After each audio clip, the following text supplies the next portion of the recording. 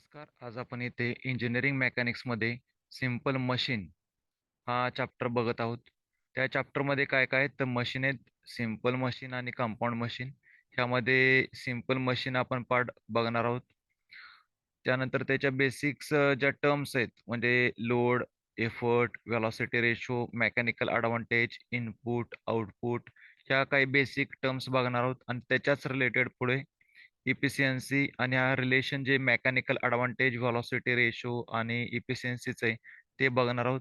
Idle machine म्हणजे काय, idle load आणि एफर्ट म्हणजे काय, law of machine, maximum mechanical advantage, maximum efficiency, वेगवेगळ्या प्रकारचे ग्राफ जे असणार आहेत रिलेशन लोड एफर्ट मध्ये कशा प्रकारे आहेत असे वेगवेगळ्या प्रकारचे ग्राफ बघणार आहोत. रिव्हर्सिबल मशीन म्हणजे काय, सेल्फ लॉकिंग मशीन म्हणजे काय, म्हणजे नॉन रिव्हर्सिबल मशीन म्हणजे काय ते बघणार आहोत. सिंपल लिफ्टिंग मशीन जे आहे तिथं आपण बघितलं सिंपल मशीन, तर ते वेगवेगळ्या जे सिंपल लिफ्टिंग मशीन्स आहेत त्याचे व्हेलॉसिटी रेशो बघणार आहोत.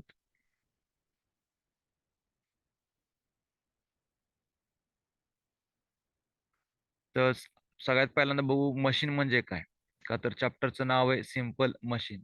ए device which utilises the energy in available form for doing some useful work. म्हणजे फॉर एक्झाम्पल हे आपल्याला दगड उचलायचा आहे, मग हे झालं युजफुल वर्क.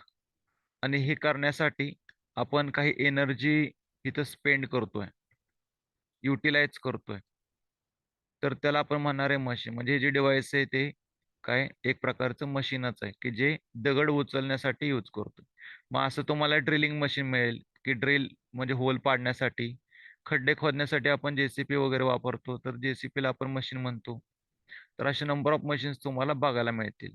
आता हे जे मशीन आहेत ते दोन पार्टमध्ये हे केलेत. एक म्हणजे सिंपल मशीन, ज्याला आपण सिंपल लिफ्टिंग मशीन म्हणतो, आणि दुसरं आहे कंपाऊंड मशीन. याच्यामध्ये सिंपल मशीन म्हणजे सिंपल लिफ्टिंग मशीन म्हणजे काय, हे डिव्हाइस, असं device used in lifting heavy loads. Heavy लोड्सला सिम्बॉल आपण वापरलाय कॅपिटल डब्ल्यू. म्हणजे या केसमध्ये हा जो डब्ल्यू आहे म्हणजे तो हा असणार आहे. म्हणजे असं डिव्हाइस, म्हणजे हे जे डिव्हाइस आहे रेड आणि येलो मध्ये, हे डिव्हाइस आहे हे कशासाठी वापरलंय, इन लिफ्टिंग हेवी लोड. म्हणजे हा डब्ल्यू म्हणजे हा जो दगड आहे उचलण्यासाठी आपण लावलेला आहे.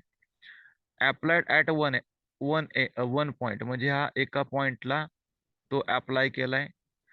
And by applying smaller effort, म्हणजे इथं आपण एफर्ट अप्लाय करणार आहोत, पण कसला, ह्याच्यापेक्षा हा छोटा आहे, कमी आहे.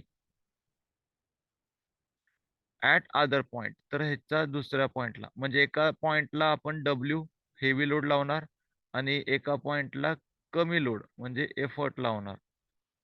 तर त्याला आपण म्हणतो सिंपल लिफ्टिंग मशीन. म्हणजे हे जे डिव्हाइस झालं तयार, तर याला काय म्हणतो आपण, सिंपल लिफ्टिंग मशीन. आता याच्यामध्ये लिफ्टिंग मशीन कोणते कोणते, simple axle and wheel, differential axle and wheel, western differential pulley block, single purchase scrap, double purchase scrap, worm and worm wheel, geared pulley block, screw jack. तर हे सगळे काय आहेत, simple lifting machine आहेत. Next compound machine म्हणजे काय, तर ह्या ह्या ज्या काही सिंपल लिफ्टिंग मशीन्स आहेत, ह्याचं जर आपण कॉम्बिनेशन केलं, number of simple lifting machine आपण यूज केल्या आणि एखादं मशीन बनवलं, तर आपण त्याला म्हणतो कंपाऊंड मशीन. तर एक्झाम्पल काय, प्रिंटिंग मशीन, लेथ मशीन आणि मिलिंग मशीन, ह्याच्यामध्ये number of simple lifting machine include असतात. तर नेक्स्ट बघूया लोड, ज्याला आपण म्हणतो डब्ल्यू. म्हणजे या केसमध्ये हा जो आहे हेवी, तो काय असणार आहे, लोड असणार आहे. म्हणजे वेट की जे आपल्याला उचलायचं आहे त्याला आपण म्हणतो लोड. याचं युनिट आहे न्यूटन. जे फोर्स युनिट असतं तेच इथं युनिट आहे, का तर हा पण काय फोर्सच आहे. दुसरं एफर्ट, म्हणजे काय की आपण एका एंडला काय लावतोय, कम्पॅरेटिव्हली स्मॉलर फोर्स लावतोय. म्हणजे वजन उचलण्यासाठी जो काय फोर्स इथे अप्लाय करतोय, तर त्याला आपण म्हणतो एफर्ट. तर ह्याचं सुद्धा युनिट न्यूटनच आहे. मेकॅनिकल ॲडव्हान्टेज म्हणजे एम ए, ह्याला युनिट नाही, का तर हा जो रेशो आहे हा लोड आणि एफर्टचा रेशो आहे. लोड आणि एफर्टचा रेशो, लोडचं युनिट आहे न्यूटन, एफर्टचं युनिट आहे न्यूटन. त्यामुळे न्यूटनला न्यूटन गेलं, मेकॅनिकल ॲडव्हान्टेजला युनिट नाहीये. म्हणजे हा काय रेशो आहे कोणाचा, load to the effort. Next आहे व्हेलॉसिटी रेशो. तर व्हेलॉसिटी रेशो म्हणजे काय, तर हा दोन डिस्टन्स मधला युनिट रेशो आहे. पण हे डिस्टन्स कोणतं आणि हे डिस्टन्स कोणतं? तर बघा पी म्हणजे एफर्ट जो आहे तो काही डिस्टन्स न खाली जाणार आहे. मग ते डिस्टन्स कोणतं आहे? वाय. म्हणजे पी काही डिस्टन्स ट्रॅव्हल करणार आहे, एफर्ट काही डिस्टन्स ट्रॅव्हल करणार आहे. त्यावेळेला डब्ल्यू काही डिस्टन्स न वर जाणार आहे. किती डिस्टन्स न डब्ल्यू वर जाणार? तर एक्स एवढ्या डिस्टन्स न वर जाणार. का, तर हे बघा पुढं ही जी काठी जर समजली तरी काठी ह्या प्रकारे टिल्ट होणार. मग त्यामुळे हे डिस्टन्स, हा पॉइंट इथनं इथं आला तर हा डब्ल्यू इथनं इथं येऊ शकतो. त्यामुळे हे डिस्टन्स आहे ते load, distance travel by the load. आणि हे जे डिस्टन्स आहे हे distance travel by the effort. तर ह्याला काय म्हणणार? Velocity ratio. इनपुट. इनपुट म्हणजे काय, तर इनपुट आपण काय दिलं, लोड आणि सॉरी एफर्ट आणि distance travel by the effort. मग हा जो गुणाकार आहे म्हणजे प्रोडक्ट आहे त्याला आपण म्हणतो इनपुट. तर बघा प्रोडक्ट ऑफ म्हणजे हा जो आहे तो प्रोडक्ट आहे कोणाचा, एफर्ट आणि डिस्टन्स मोड बाय एफर्ट म्हणजे वाय. तर ह्याला म्हणायचं इनपुट. पी चं युनिट आहे न्यूटन, वाय चं युनिट आहे एम. म्हणजे याचं युनिट काय झालं, इनपुटचं newton M. Newton M. Output. Output मध्ये चेंजेस काय, पी च्या जागी डब्ल्यू आणि वाय च्या जागी फक्त एक्स आहे. म्हणजे आउटपुट काय आहे, तर डब्ल्यू आणि एक्स. लोड कितीनं लिफ्ट झाला, तर एक्स एवढ्या डिस्टन्सनं लिफ्ट झाला. त्यामुळे प्रोडक्ट ऑफ, प्रोडक्ट म्हणजे गुणाकार कोणाचा, लोड आणि distance moved by the load. तर तुम्हाला या सगळ्या जर टर्म्स लक्षात असतील, पाठ असतील, तर आपण पुढे जाऊया. इफिशियन्सी. तर इफिशियन्सी म्हणजे काय, तर हा पण एक रेशोच आहे आउटपुट आणि इनपुटचा.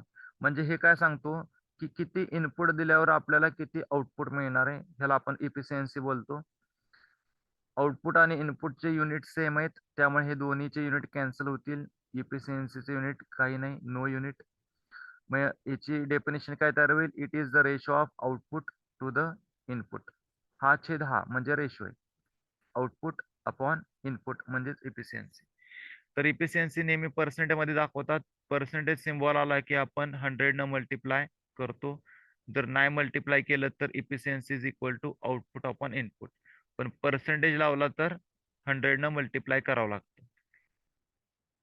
आता efficiency, mechanical advantage, velocity ratio आणि इफिशियन्सी मध्ये रिलेशन काय, तर इफिशियन्सीचा फॉर्म्युला बघितला आउटपुट अपॉन इनपुट. आउटपुटचा फॉर्म्युला लिहिला डब्ल्यू इंटू एक्स, इनपुटचा फॉर्म्युला लिहिला पी इंटू वाय. इथं डब्ल्यू अपॉन पी म्हणजे mechanical advantage.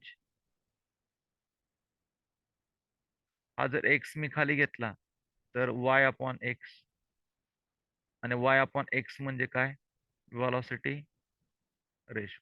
Mechanical advantage upon velocity ratio म्हणजेच इफिशियन्सी. त्याला पर्सेंटेज सिम्बॉल लावा म्हणजे 100 न मल्टिप्लाय करावं लागेल. तर आपल्याला हा नेक्स्ट पुढचा फॉर्म्युला मिळतोय मेकॅनिकल ॲडव्हान्टेज आणि व्हेलॉसिटी रेशो मध्ये. पुढे आपण बघतोय आयडल किंवा परफेक्ट मशीन. तर लक्षात घ्या प्रत्येक मशीन मध्ये काही ना काहीतरी फ्रिक्शन असतंच. जर फ्रिक्शन नसेल तर आपण त्याला म्हणतो आयडल मशीन. म्हणजे ज्याची इफिशियन्सी कन्सिडर केली जाते 100%. जर प्रूव्ह करायचं असेल तर बघा, मेकॅनिकल ॲडव्हान्टेज जर 1 असेल आणि व्हेलॉसिटी रेशो 1 असेल म्हणजेच आउटपुट जर 1 असेल आणि इनपुट जर 1 असेल तर 1 इंटू 100 100, 100% इथे इफिशियन्सी मिळते. तर output is equal to input आहे का, तर दोन्हीचे व्हॅल्यू काय आहेत 1 आणि 1. त्यामुळे output is equal to input. आउटपुटचा फॉर्म्युला इथं लिहिलाय डब्ल्यू इंटू एक्स, इनपुटचा फॉर्म्युला लिहिलाय पी इंटू वाय. पी इकडे घेतल्यावर काय होणार, डब्ल्यू ला डिवाइड होईल आणि एक्स ह्या साईडला घेतल्यावर काय होईल, वाय ला डिवाइड होईल. म्हणजेच Y upon x W upon P. इथं डब्ल्यू अपॉन पी जो आहे याला आपण काय म्हणणार, मेकॅनिकल ॲडव्हान्टेज. आणि वाय अपॉन एक्स ला काय बोलणार, व्हेलॉसिटी रेशो. तर ही झाली आयडल मशीन असेल तर कंडिशन काय मिळेल आपल्याला, दोन्हीच्या व्हॅल्यू सेम दिसतील, मेकॅनिकल ॲडव्हांटेज आणि वेलॉसिटी रेशो. तर आतापर्यंत जे झालंय ते एकदा रिवाइज करा, म्हणजे याच्या पुढची जी व्हिडिओ आहे ती तुम्हाला व्यवस्थित समजेल आणि प्रॉब्लेम्स ही व्यवस्थित समजतील.